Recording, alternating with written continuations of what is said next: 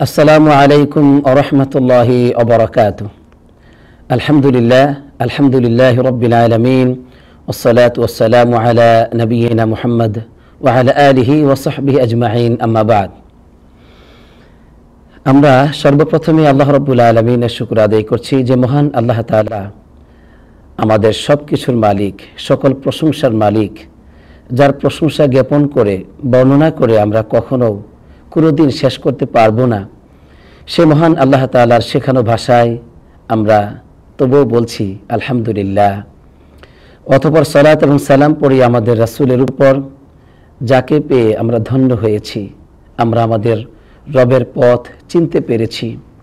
রবের বিপরীত পথ তথা ক্ষতিগ্রস্ততার পথ, অন্ধকার পথ আমরা বুঝতে পেরে তা থেকে সতর্ক হয়েছি। সেই রাসূলের উপর সবাই পড়ি সাল্লাল্লাহু আলাইহি ওয়াসাল্লাম। আমার প্রাণপ্রিয় দর্শক শ্রোতা, আমরা মসজিদ নববীর খুতবার অনুবাদ অনুষ্ঠান শুরু করতে যাচ্ছি।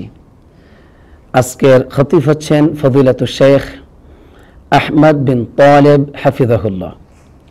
আজকের বিষয়টি খুবই চমৎকার, খুবই সুন্দর। তা হচ্ছে তিনি মহান আল্লাহ, অর্থাৎ আল্লাহ সুবহানাহু ওয়া তাআলার একটি সংক্ষিপ্ত পরিচয় তিনি তার এই মূল্যবান খুতবার মাধ্যমে পেশ করেছেন। আমরা ধৈর্য সহকারে মনোযোগ দিয়ে শুনব। আল্লাহ তাআলা যেন এর মাধ্যমে আমাদেরকে কল্যাণ দান করেন, দুনিয়ার কল্যাণ, আখিরাতের কল্যাণ, এমনটি প্রত্যাশা করেই আমরা শুরু করতে যাচ্ছি সম্মানিত খতিব সাহেবের মূল্যবান খুতবার অনুবাদ। সর্বপ্রথমেই সম্মানিত খতিব সাহেব আমাদেরকে ভূমিকা স্বরূপ কিছু নসিহত করেছেন। বলেছেন, হে আল্লাহ তাআলার বান্দারা, তোমরা আল্লাহ তাআলাকে ভয় করো। আর আল্লাহ সুবহানাহু ওয়া তাআলা তোমাদেরকে ঈমানদার বলে ডেকেছেন, ঈমানদার বলে সম্বোধন করেছেন। আর তোমরা যেন তাকে ভয় করো, সেজন্য তোমাদেরকে তিনি আহ্বান জানিয়েছেন। আর তোমাদেরকে তোমাদের আমলনামা নিজেরাই নিজেদের হিসাব করতে বলেছেন। কবলাল হিসাব, ওই যে কিয়ামতের দিন যে হিসাব করা হবে আমাদের প্রত্যেকের আমলকে, সেই কিয়ামত দিবসের আগেই আমরা যেন প্রত্যেকে আমাদের আমলগুলোকে হিসাব করে নেই।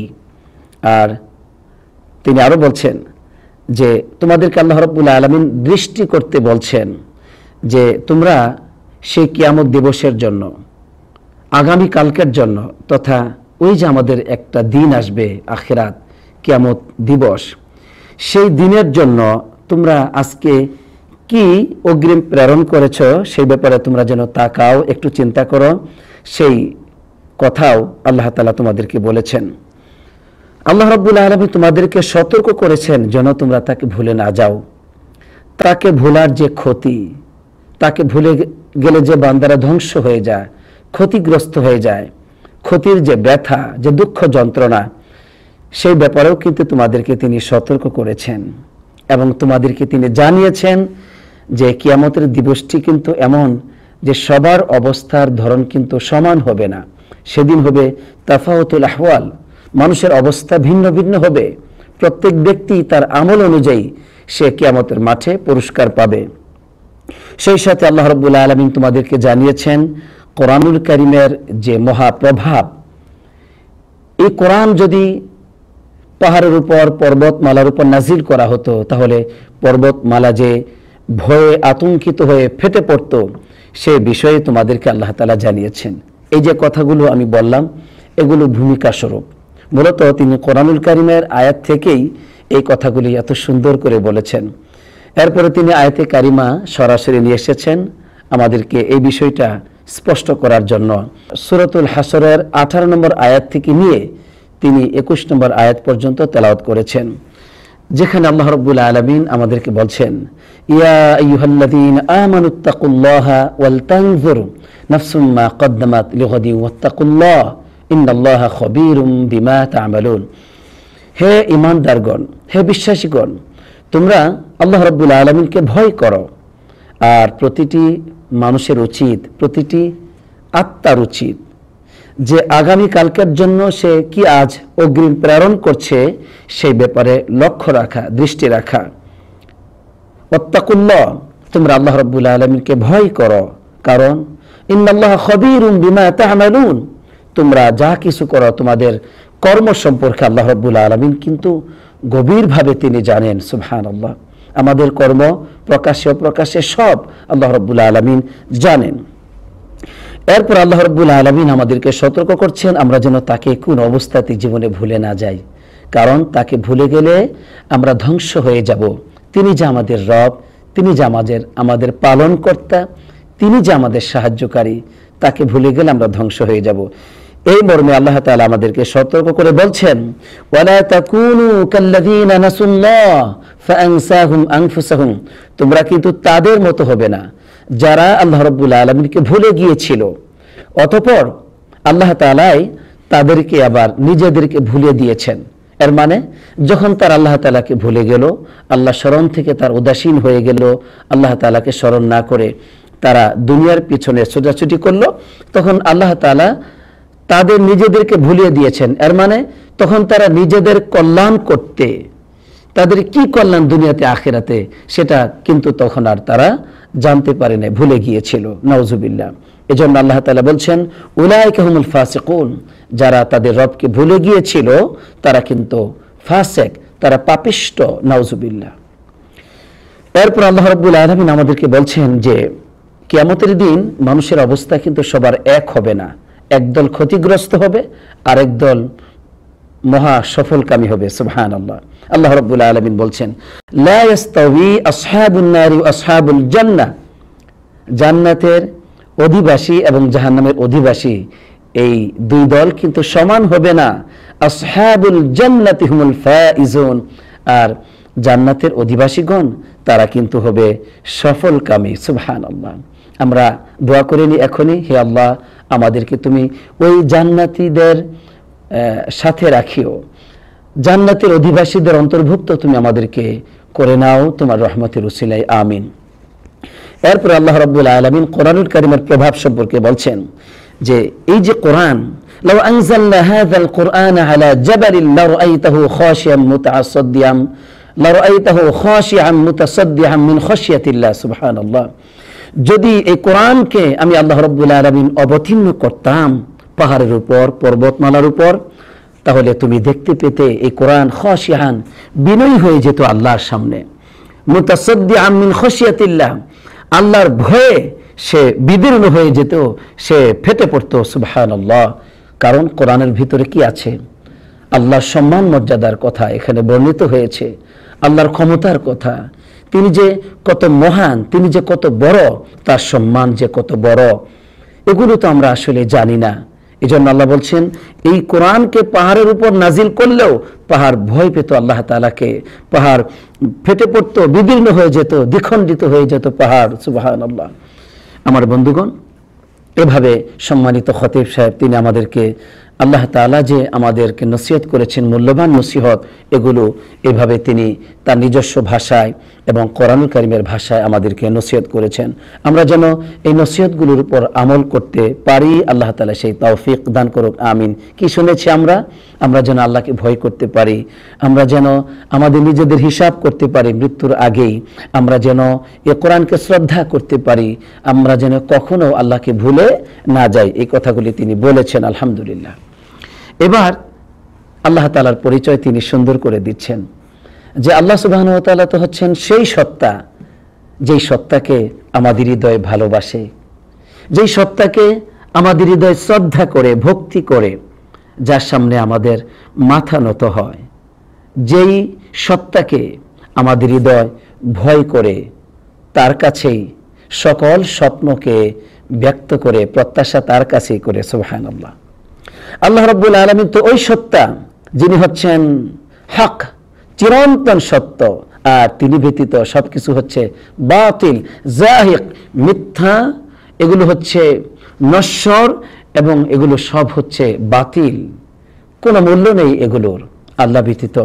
এই জন্য আল্লাহ তাআলা হচ্ছেন চিরন্তন সত্য।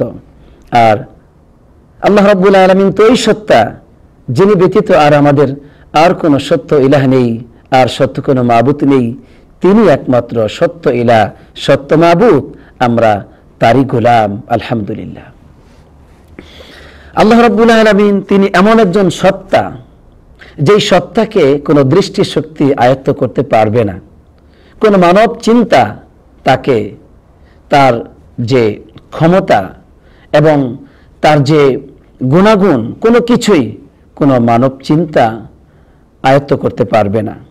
সেই সাথে কোনো কিছুই আকাশ এবং জমিনের গোপন নয় তার কাছে, সব কিছুই তার কাছে প্রকাশ্য এবং অপ্রকাশ্য, সবই তার কাছে প্রকাশ্য। আলহামদুলিল্লাহ। এই যে বিশ্বজগৎ, এই যে আমরা যা কিছু দেখি আর যা কিছু দেখি না, সকল কিছু কিন্তু একমাত্র তারই ইচ্ছায়, তারই জ্ঞান এবং প্রজ্ঞার মধ্য দিয়েই এগুলো সব পরিচালিত হচ্ছে। রাত এবং দিন তার ইচ্ছাই কিন্তু পরিচালিত হচ্ছে। সুবহানাল্লাহ। আল্লাহ রাব্বুল আলামিন তো ওই সত্তা, যিনি সুমহান ক্ষমতার অধিকারী, যিনি সুবিশাল রহমতের, প্রশস্ত রহমতের অধিকারী। তিনি কোথায়? তিনি আরশে আজিমের উপর সমাসীন, তিনি আরশে আজিমের উপর সমুন্নত। তিনি তার সমস্ত আসমাউল হুসনা নিয়ে, তিনি তার সমস্ত গুণাগুণ নিয়ে, তার নামাবলী গুণাবলী সহ সকল কিছু নিয়ে তিনি আরশে আজিমের উপর সমুন্নত, তিনি আরশে আজিমের উপর আরোহণ করে আছেন। আলহামদুলিল্লাহ। এ সম্পর্কে আল্লাহ রাব্বুল আলামিন তিনি কোরআনুল কারীমের সূরাত তাহা 5, 6, 7 এবং 8 নম্বর আয়াতে তার সম্পর্কে একটি সুন্দর বর্ণনা আমাদেরকে দান করেছেন। আলহামদুলিল্লাহ। আল্লাহ রাব্বুল আলামিন বলছেন আর রহমান। আল্লাহ তাআলা কে? তিনি হচ্ছেন রহমান, তিনি হচ্ছেন অতীব দয়ালু। সুবহানাল্লাহ। তিনি যে কেমন দয়ালু, এই দয়ার কি কোনো তুলনা হতে পারে? কখনো নয়। সুবহানাল্লাহ।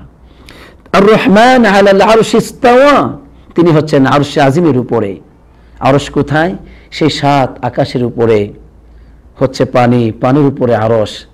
আর আরশকে কিন্তু হাদিসের মধ্যে আরশুল আজিম বলা হয়েছে। আল্লাহ তাআলা যত মাখলুকাতকে সৃষ্টি করেছেন, সবচেয়ে বড় হচ্ছে আরশে আজিম। সুবহানাল্লাহ। সেই আরশে আজিমের উপর তিনি সমুন্নত আছেন। এরপরে আল্লাহ তাআলা বলছেন যে লাহু মা ফিস সামাওয়াতি ওয়া মা ফিল আরদ, আকাশ এবং জমিনের রাজত্ব তো একমাত্র তারই। সুবহানাল্লাহ। ওয়া মা বাইনাহুমা, এবং আকাশে যা কিছু আছে, জমিনে যা কিছু আছে, আকাশ আর জমির এই উভয়ের ভিতরে যা কিছু আছে, সকল কিছুর একচ্ছত্র মালিকানা তো সে মহান আল্লাহর। ওয়া মা তাহতা সারা, এবং এই ভূগর্ভে যা কিছু আছে সব কিছু তারই। সুবহানাল্লাহ। আল্লাহ রাব্বুল আলামিন বলছেন তার জ্ঞান সম্পর্কে যে ওয়া ইন তাজহার বিল কওলি ফাইন্নাহু ইয়ালামুস সিররা ওয়া আখফা, তুমি যদি উচ্চ কণ্ঠে কথা বলো তাহলে কি আল্লাহ তাআলা জানবেন? যদি আস্তে বলো সব জানবেন। তুমি যদি উচ্চ কণ্ঠে কথা বলো, ফাইন্নাহু ইয়ালামুস সিররা ওয়া আখফা, তিনি তো গোপন বিষয় জানেন। ও আখফা, গোপন থেকে আরো গোপন, যা আমি আপনি নিজেও জানি না। আমরা ভবিষ্যতে কি করব, সামনে কি করব, আমাদের জীবনে কি গোপন আছে, কি লুকায়িত আছে, আমরা কি জানি? আমরা জানি না। আল্লাহ তাআলা তিনি ও আখফা, গোপন থেকে আরো গোপন বিষয় সব তিনি জানেন। সুবহানাল্লাহ। এমন একজন রব তিনি। আল্লাহু আকবার। আল্লাহু লা ইলাহা ইল্লাহু, আল্লাহ তাআলা ওই সত্তা যে আল্লাহ ব্যতীত আর সত্য কোনো ইলাহ নেই, সত্য কোনো মাবুদ নেই। তিনি কেবলমাত্র শুধুমাত্র মাবুদ, তিনি একমাত্র ইলাহ। লাহুল আসমাউল হুসনা, তার রয়েছে সুন্দর সুন্দর শ্রেষ্ঠতম নামসমূহ। আলহামদুলিল্লাহ। তার রয়েছে সুন্দর সুন্দর নাম, রহমান, রহিম, করিম, এরপরে আলিম, সামিউন, বাসির, কি সুন্দর নাম কোরআনুল কারীমে রয়েছে। এগুলো সব আল্লাহ তাআলার। আলহামদুলিল্লাহ। আমার প্রাণপ্রিয় দর্শক শ্রোতা, এরপরে সম্মানিত খতিব সাহেব বলছেন যে আল্লাহ রাব্বুল আলামিন তিনি হচ্ছেন আল খালিক, তিনি সৃষ্টিকর্তা, তিনি হচ্ছেন চিরন্তন সত্য, তিনি হচ্ছেন আল মুতাআল, মহিয়ান, গরিয়ান তিনি। সুবহানাল্লাহ।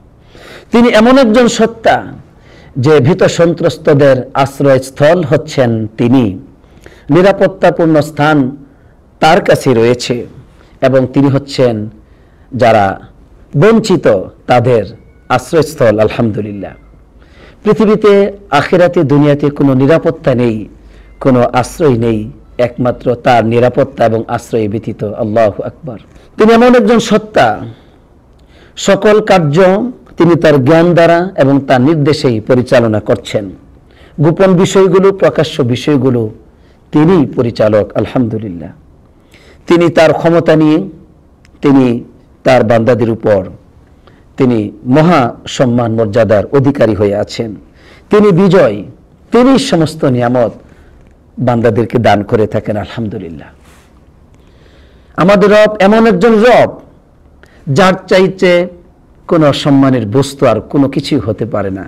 তিনি শ্রেষ্ঠ, তিনি সম্মানিত, তিনি জাতগতভাবে সম্মানিত, তিনি গুণগতভাবে সম্মানিত, তিনি তার ক্ষমতার দিক থেকে মহাপ্রভাবশালী, ক্ষমতাশীল। সুবহানাল্লাহ, তিনি ব্যতীত আকাশে জমিনে যা কিছু আছে তা খুবই তুচ্ছ, খুবই নগণ্য, অতি সামান্য সেই বস্তু হতে পারে বিশাল কিছু আমাদের কাছে। আমরা যারা মাখলুক, কোনো মাখলুক আমাদের কাছে অনেক কিছু সম্মানের অধিকারী হতে পারে, কিন্তু না, আল্লাহর তুলনায় তিনি কিছুই না। তিনি সেই বস্তু হচ্ছে মাখলুক, অতি নগণ্য, অতি তুচ্ছ। আল্লাহ তাআলাই তো তাকে সুন্দর আকৃতি দিয়েছেন। তাই আমাদের রব তিনি পুত পবিত্র, কোনো কিছুই কিন্তু তার মতো নয়। সুবহানাল্লাহ, ওয়া হুয়াস সামিউল বাসীর, তিনি শুনেন, তিনি দেখেন। কি চমৎকারভাবে সম্মানিত খতিব সাহেব আল্লাহ তাআলার প্রশংসা করেছেন, আল্লাহর পরিচয় তিনি তুলে ধরছেন। আলহামদুলিল্লাহ, এরপর বলছেন যে আমাদের রব তো ওই সত্তা যিনি আকাশ এবং জমিনের সকল কিছুকে অস্তিত্বহীন থেকে অস্তিত্ব দান করেছেন। সকল কিছুর সুন্দর রূপ তো তিনি দিয়েছেন, তিনি তো অপরূপ করে সকল কিছুকে সৃষ্টি করেছেন। আলহামদুলিল্লাহ, তার রয়েছে আসমাউল হুসনা এবং সকল কিছু আকাশের জমিনের আল্লাহ তাআলার পূত পবিত্রতা ঘোষণা করে। সুবহানাল্লাহ, তিনি এমন একজন রব যার কোনো দৃষ্টান্ত নেই, তার কোনো নেই সমকক্ষ, কোনো প্রতিদ্বন্দ্বী নেই, তার কোনো সাহায্যকারী। তিনি একক, তিনি অদ্বিতীয়, তিনি রাজাদিরাজ, তিনি ক্ষমতাশীল। আল্লাহু আকবার, তিনি এমন একজন মহান সত্তা, তার প্রতিটি বিধান ন্যায়পরায়ণ সম্মত, তার ফয়সালায় কোনো দোষ নেই, নেই কোনো ত্রুটি। সুবহানাল্লাহ, তিনি কখনো ভুল করেন না। আল্লাহু আকবার, আকাশে জমিনে যা কিছু হয় সকল কিছু মধ্যে তার জ্ঞান রয়েছে।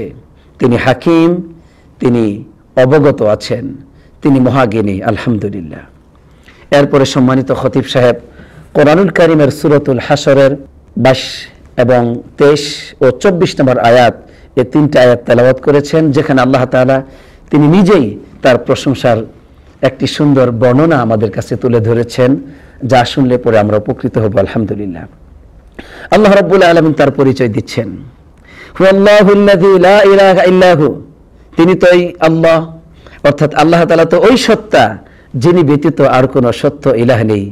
তিনি অদৃশ্য দৃশ্য সকল কিছু জানেন। তিনি রহমান রহিম, অতি দয়ালু, তিনি তো করুণাময়। সুবহানাল্লাহ, হুয়াল্লাহুল্লাযী লা ইলাহা ইল্লাহু, সেই আল্লাহ তো সেই মহান, আল্লাহ তাআলা তো সেই মহান সত্তা যিনি ব্যতীত আর কোনো ইলাহ নেই। আল মালিক, তিনি সকল কিছুর মালিক। আল কুদ্দুস, তিনি পুত পবিত্র। আসসালাম, তিনি হচ্ছেন শান্তি। আল মুমিন, তিনি হলেন নিরাপত্তা বিধায়ক। তিনি আল মুহাইমিন, রক্ষক। সুবহানাল্লাহ, আল আজিজ, মহাপরাক্রমশালী। তিনি হচ্ছেন আল জব্বার, মহাপ্রবল। তিনি তিনি আল মুতাকাব্বির, তিনি হচ্ছেন মহিমান্বিত, ক্ষমতাশীল। সুবহানাল্লাহ, মুতাকাব্বির বলা হয় অহংকারী, অর্থাৎ তিনি তার ক্ষমতা নিয়ে তিনি অহংকারী, তবে তিনি হচ্ছেন মহিমাময়। আলহামদুলিল্লাহ, সুবহানাল্লাহি আম্মা ইউশরিকুন, তিনি পুত পবিত্র, তারা তার সাথে যা কিছু অংশীদার করে শরীক করে থাকে। নাউজুবিল্লাহ, আল্লাহ আমাদেরকে তার সাথে শরীক করা থেকে হেফাজত করুক। তিনি অংশীদার থেকে সম্পূর্ণরূপে পুত পবিত্র।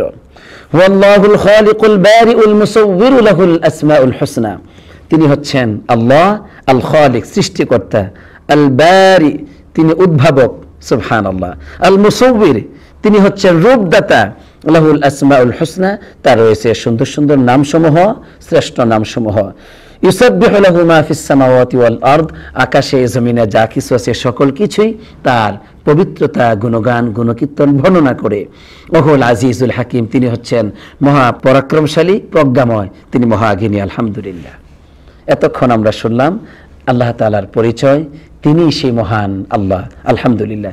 এখানে প্রথম খুতবাটি শেষ করেছেন।